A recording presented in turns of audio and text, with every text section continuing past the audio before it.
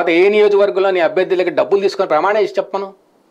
నేను ఆయన చెప్పిన ఆయనకి సలాం కొడతా, నేను వంగి నమస్కారం పెడతా. నేను లోకేష్కి దమ్ము ధైర్యం రమ్మనండి. డబ్బులా ఏందండి డబ్బులు? మనిషికి ఎంత కావాలి డబ్బులు? 8,000 కోట్లు ఉంది తెలుసా దగ్గర? తరతరాలు జరిపోయినంత ఉంది. ఏం చేస్తాడు మనిషి బతుకుతాడండి.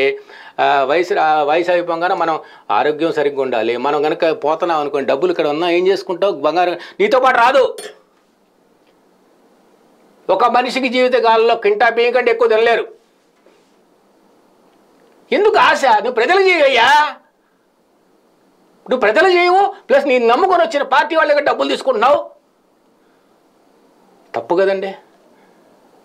డబ్బులు ఎవరిదైనా వాళ్ళకి ఊరినే రాదు. రైట్. ఈవేళ వైఎస్ఆర్ కాంగ్రెస్ పార్టీలోకి మీరు ఏమైనా చేరదాం అనుకుంటున్నారు? వైఎస్ఆర్ ఆయన చేసిన స్కీమ్స్ కానీ పథకాలు కానీ చాలా నచ్చినాయండి. నేను 2 సంవత్సరాల నుంచి నాన్నగారు నడుతున్నా వైఎస్ఆర్సీపీకి వెళ్తాను. కొద్దిగా జెన్యూన్గా ప్రజల్లోకి వెళ్తుంది, డబ్బులు వెళ్తున్నాయి, దే ఆర్ హ్యాపీ. నేను మాట్లాడుతూ ఉంటానుగా బయట. అంటే మా కులం కాదు, నేను వేరే వాళ్ళతో మాట్లాడతాను. మా కులం మాట్లాడితే వన్ సైడ్ ఉంటుంది. నేను వేరే వాళ్ళతో మాట్లాడితే వాళ్ళు చాలా బెనిఫిట్ ఉందండి.